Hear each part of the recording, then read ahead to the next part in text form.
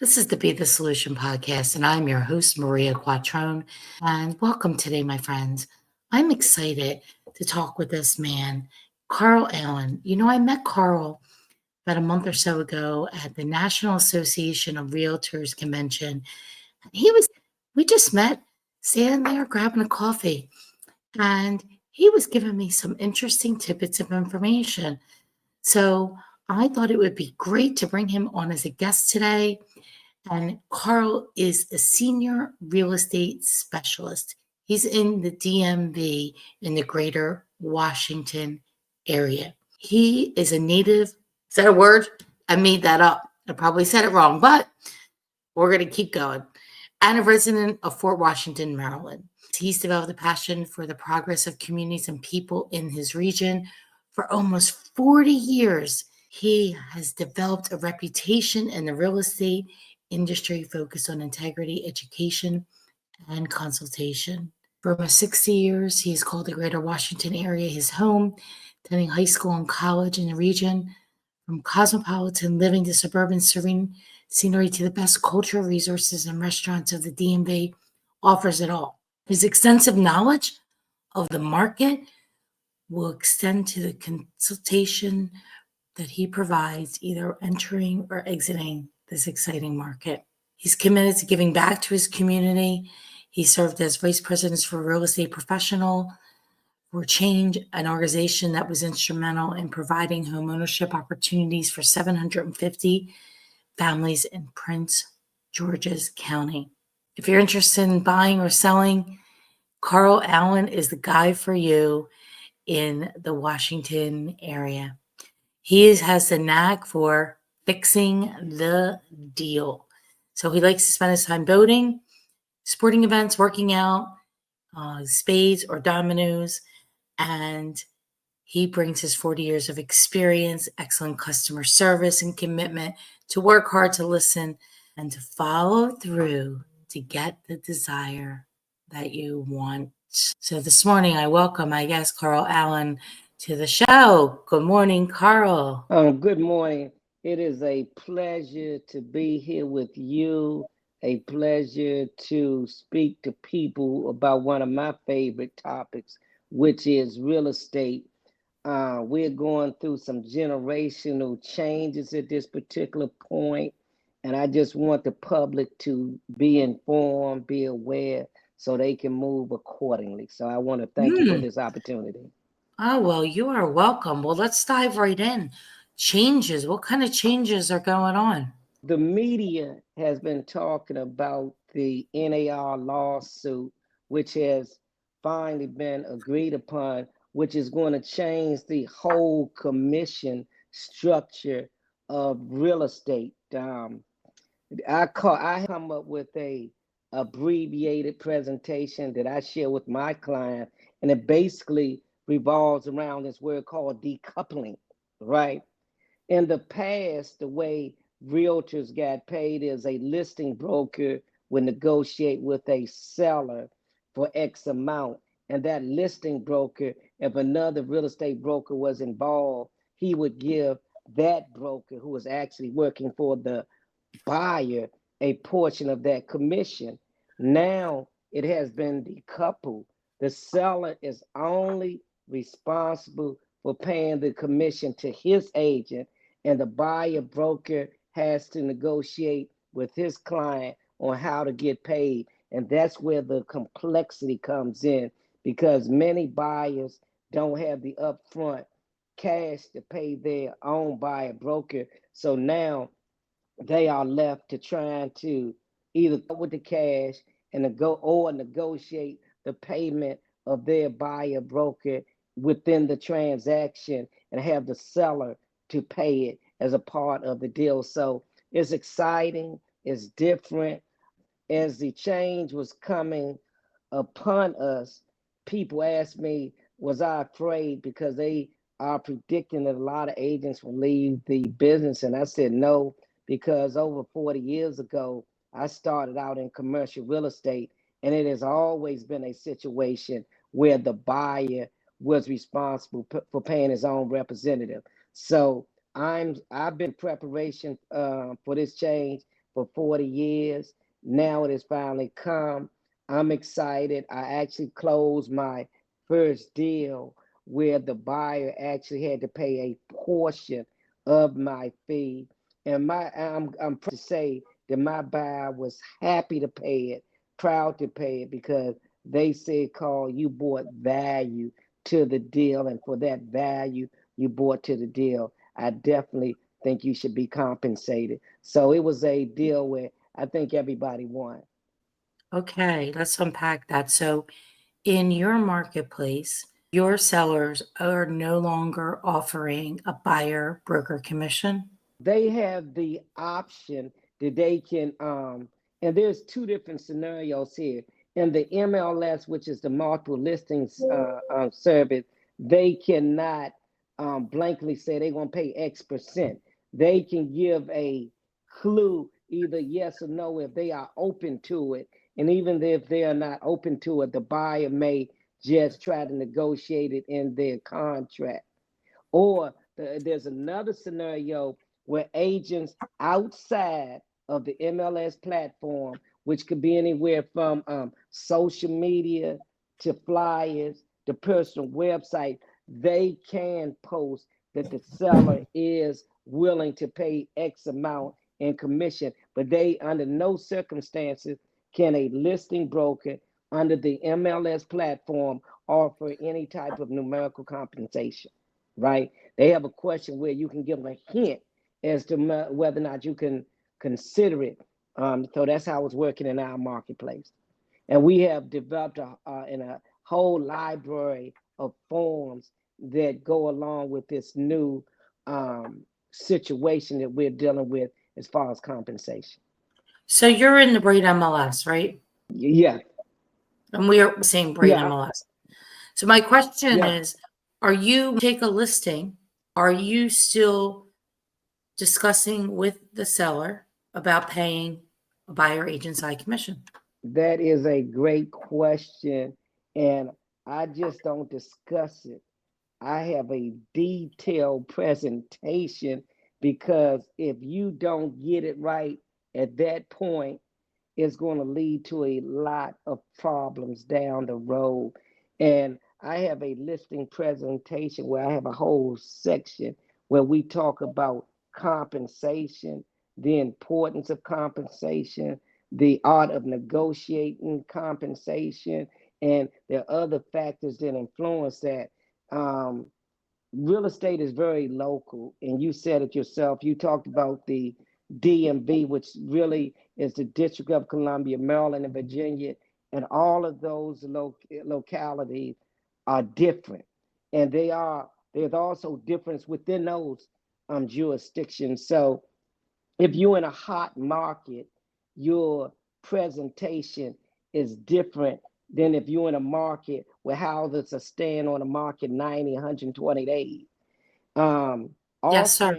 offering a compensation is a marketing tool where if you can offer compensation, you will probably drive up demand. If you can drive up demand, you can drive up value for your client when you're working with the seller. So I go through several different variables involved in the selling process with the seller around that compensation, right? And it's an education process. Um, Many sellers have heard the buzz that due to the new regulation, they may not have to pay any commission, or they may pay less commission, or commission is super negotiable. But in actuality, most deals are done with the buyer being represented by an agent, and that agent is not going to work for free. Knowingly, they're not going to work for free. But many agents on the buyer side have an issue explaining their value proposition. And my thing is, if you can't explain to your client why you should get paid, maybe you shouldn't.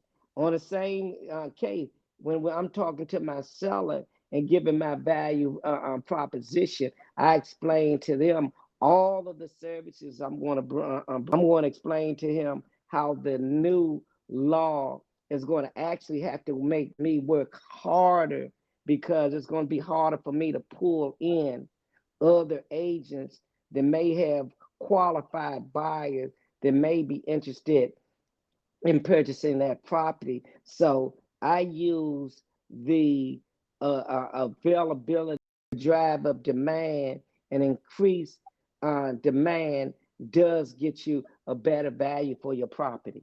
Driving up demand increases it's a supply and demand game, is it not? Absolutely.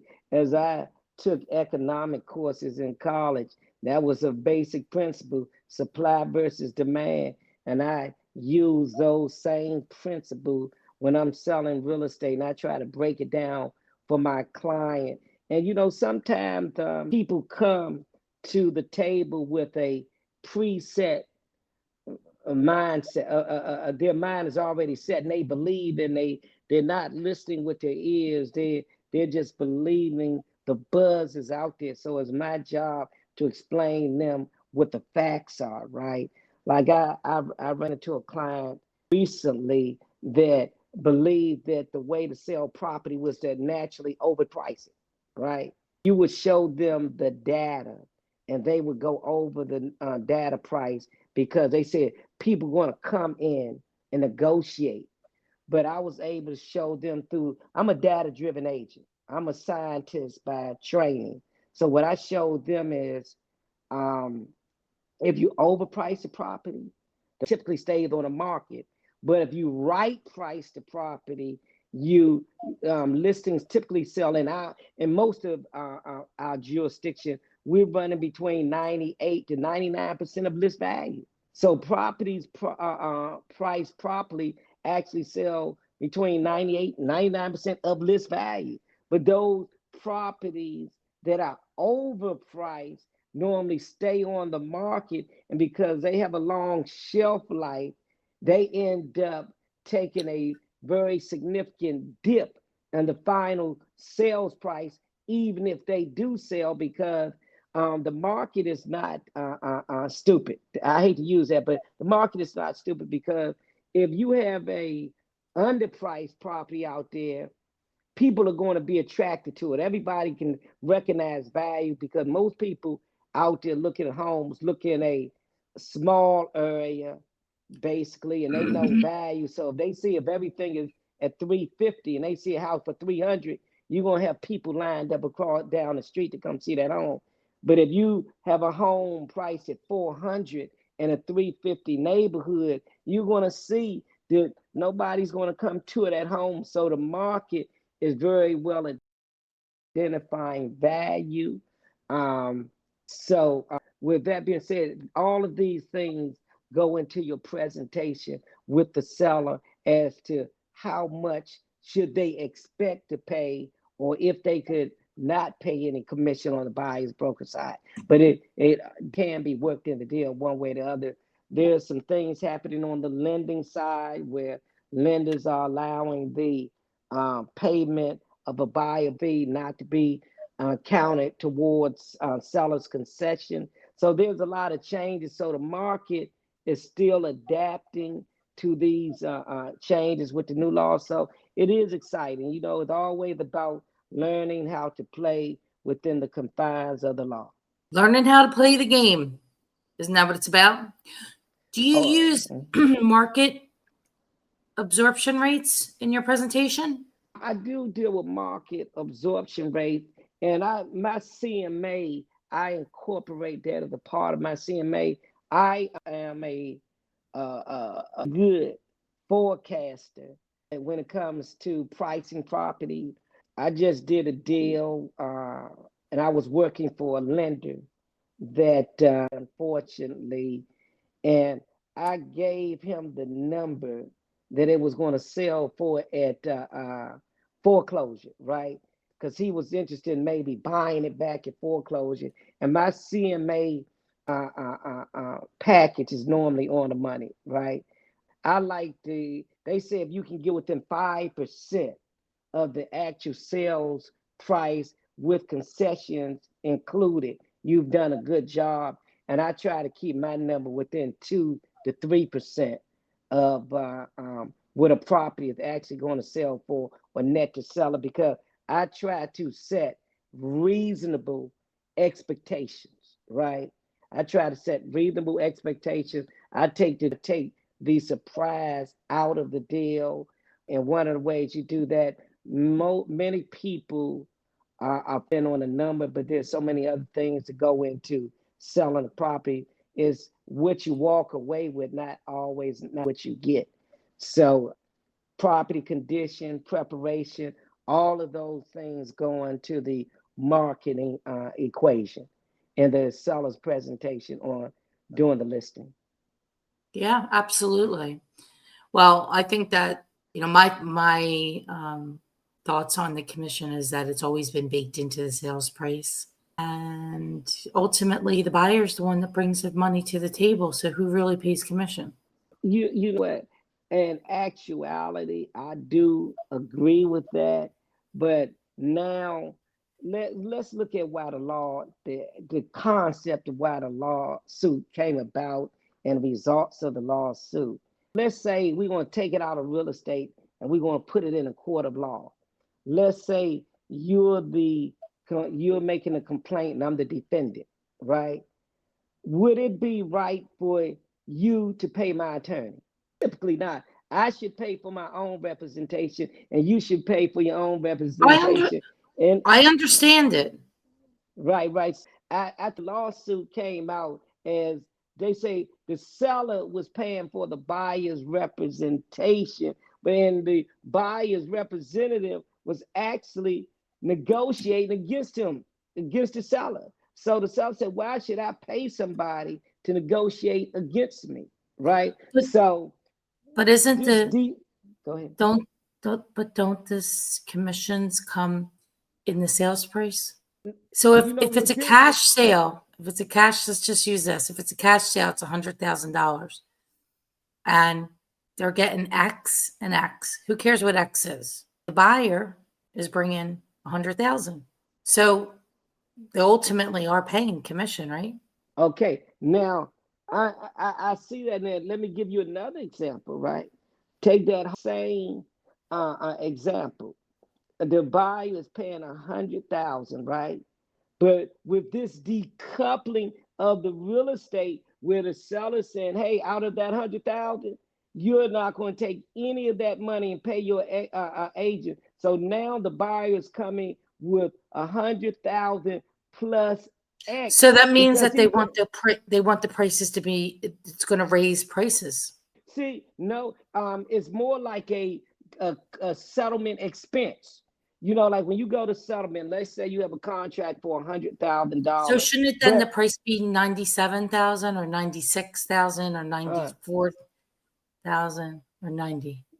okay, I'm just saying, like, if we do comps, should we take that up? that Think about it. is, I understand that process, but there is another thought process go, and Yeah, they I want to don't hear it have to be because they I don't have don't to have be. I don't have all the answers, Carl. Right. I don't I either. have a lot And though. I exactly what you're saying, right? And it is going to affect, because we are in a gray area, because many of the comps that we're using are comps that included the buyer broker getting paid. So as we transition into this new era of decoupling, this is how a scenario could possibly look. You got a deal for 100,000. Let's say you as a buyer agreed to buy a house for 100,000. If you came to settlement with only $100,000, could you get that house? The answer is no, because one, you got to pay for title charges. You got to pay for title insurance. You have to pay for homeowners insurance. So you're paying 100,000 plus these other expenses. Now that expense for the buyer has gone up. Another expense, he's paying $100,000 for the house, plus he's paying X for his real estate broker. It's a new settlement expense. It's a new item that could drive up the cost of ownership for a buyer if it is structured that way. There is a way to structure it that it fits perfectly into what you're saying, and it does go in line with what you said, right? Where you have $100,000 and the brings all that money, and from that you deduct the amount for the commission. And then that goes along with you saying, so there are both situations can be true. But we are in a gray area because the comps that we are using now, and I definitely think there's a value for buyer broker. And when you have a deal where a buyer broker wasn't paid and a buyer was used, and you have another deal where a buyer broker was not used, that's a difference in the bottom line. And I think that needs to be taken in consideration. I don't think they've gotten down to the details of dealing with that, but we are in a gray area where we're using comps that had we call it full compensation versus decoupling. Hello? I'm back. Oh, I was concerned. I was getting ready to send someone over there to check on you. No, the lost connection. That's okay. They'll just edit it. It's no problem. Let's just continue on. We're talking about. I basically had finished my thought on that topic we were just on. So, did you want to ask me another question? Give it 1, 2, 3. So, Carl, I see that you're a senior real estate specialist. Tell us about what that means. I've gotten certified in dealing with the senior population. The area that I service and actually live in, we have a very active 55 and older community, and they have some unique challenges.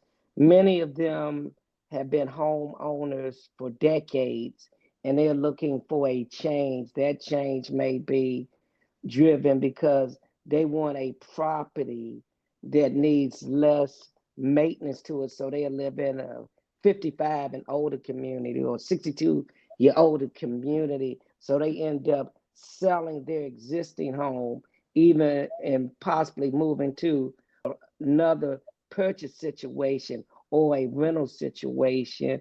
And it also has me dealing a lot with reverse mortgages, which is a whole different subject matter in itself. And I've been dealing with reverse mortgages, assisting at different points in the process.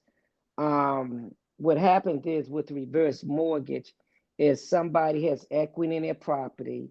They want to pull some equity out. They take their equity out, and they could either get it in a lump sum or they can get monthly payments. They can receive monthly payments and not have to pay the money back. And depending on your age and other factors, it determines about how much equity you can pull out, and that what's the drip rate, how fast you can pull it out, or you can get it all at one time. And there's some other specifics about each scenario, if you want to get it all at one time or if you want to get a monthly payment. And what happens is, upon death, or if you have to move out of the property in a certain amount of time and you can't remain in there, then the loan becomes due. Unfortunately, a lot of people don't prepare because the heirs want to keep the property. But let's say you have a property that's worth $600,000. The people have poured out $300,000 in the reverse mortgage situation. So you got $300,000 worth of equity still left. But in order to keep the home, you have to have a pathway to pay off that $300,000 home. Time after time, the people that the heirs have not been able to come up with a pathway and to obtain financing to take out that $300,000, and they end up selling the home. And of course, the person that wants to keep the home the most is the person least qualified to pay off the loan. That is what I've been working with, though. I talk to families. I try to get involved with the situation at the very beginning so we can find a pathway that should something happen to the property owner and that property wants to, the heirs want to remain in the family, we trying to find a pathway so they can keep it in the family. So that is just one aspect of what I do as a senior real estate specialist. I did a lot of volunteer work with that particular population. And as I saw a need, I reached out and got the training and certification to deal with them and provide resources um, to help them. Now, a reverse mortgage is a tool that we have in our tool belt, right? I am not a mortgage broker. I do not provide that particular mortgage product. But if I hear of a client and in our discussion that that client that tool may benefit them, I will direct them to one of the limited number of reverse mortgage companies out there, because every mortgage company does not do reverse mortgages. It is a federally regulated industry. So I like to be that additional resource for information, because I've gone through a lot of them. And one thing I have to admit that I'm seeing, unfortunately, is upon time of death, the reverse mortgage company is going to send out an appraiser to tell you the value so you can make an informed decision. I just ask anybody and everybody, when that time arises, get a second opinion on that appraisal, because I've had families come to me, and I remember one example so vividly, is that the reverse mortgage appraiser came up with a value of 300,000. I did my CMA. I came up with a value of 375. I actually sold that property for $375,000. So that was an additional $75,000 that my clients were able to get because they did come to me. And unfortunately, that is not an isolated situation. So if you walk away from us today with anything and you are involved with that reverse mortgage, I ask you to please get informed, do your research. I do think it's a good tool when it is properly used, right? And then if it is misunderstood or misused, it can be a bad situation and you can get some unintended results. I agree. It is a fabulous tool. It's all about using the tools that you have in your tool belt, right? Absolutely. I've seen people use that reverse mortgage to assist family members going to college. I've seen them use that tool because they were getting some type of monthly income, but it was not enough to take care of their daily living needs. So they use that as a supplement because that is their equity. And then, unfortunately, I've seen many family members, they get upset when that time comes and somebody took their equity and used it for their benefit. Most people would prefer, a lot of people think they entitled to get a home through inheritance that's free and clear of all debt. They want that home, they want it free and clear of all debt. And if there was some way that the taxes and insurance could be paid up into perpetuity, they would like that as well. But that's not how this game works. Somebody gifting you X amount of equity is a blessing. And if you have some obligations that are associated with that, you have to take care of that. Otherwise, you have to possibly look at liquidating at that point and getting what you can't get and don't lose what you do have. Exactly. People do get mad though. There's no money left. There's only 20,000. I don't want to do all this work for 20,000. I'm like, you lazy SOB. And look, you've met some cousins to the people that I know. Because that is I'll just they let the bank always take it back. all right. And you know what? Some people do allow the bank to take it back because they don't want to do any work. They That's don't right. want to do anything.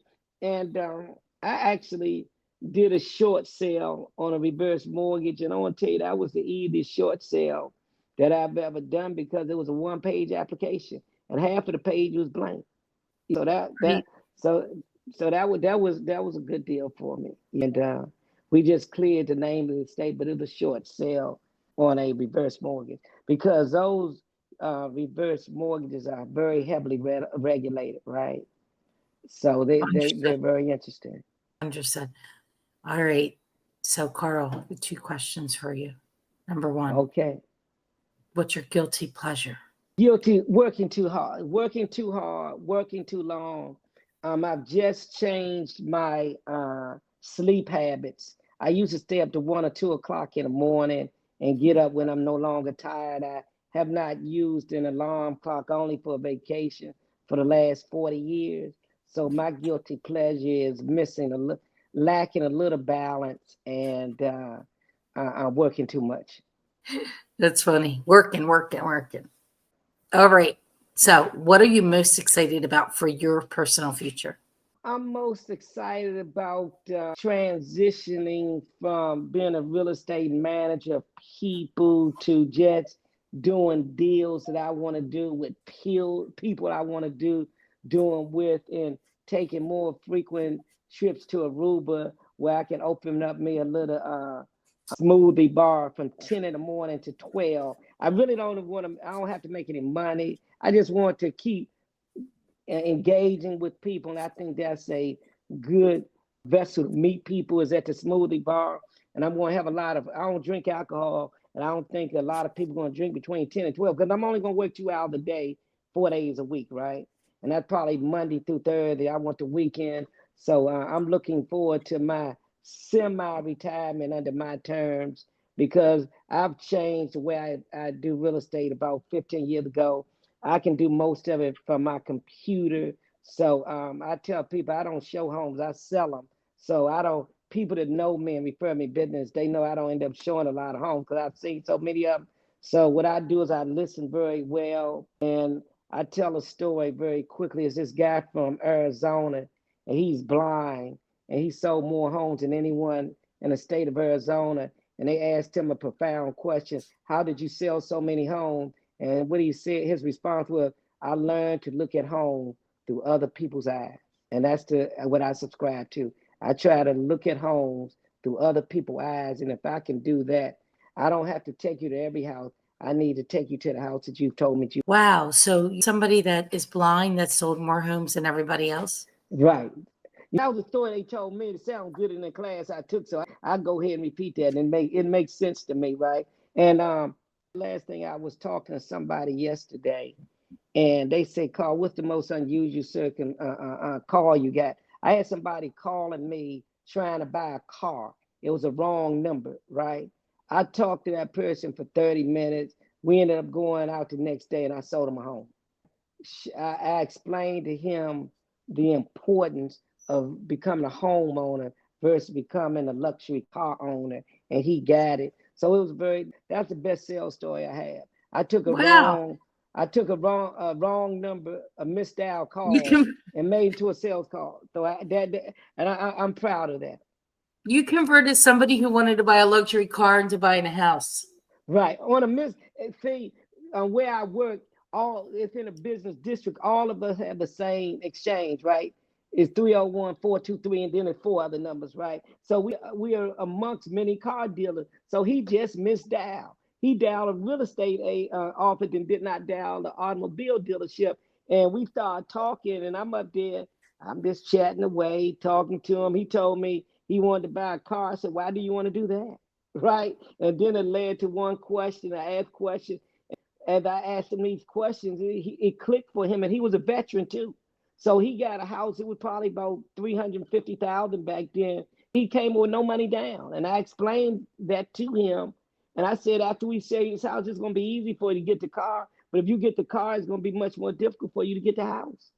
So we walked in. The proud. He had a son, and he was married. And like I say, it was a blessing. And we still in communication today. And he's forever grateful. He said, and Oh, he actually ended up getting that car. that's a great story. A great way to be the solution, Carl.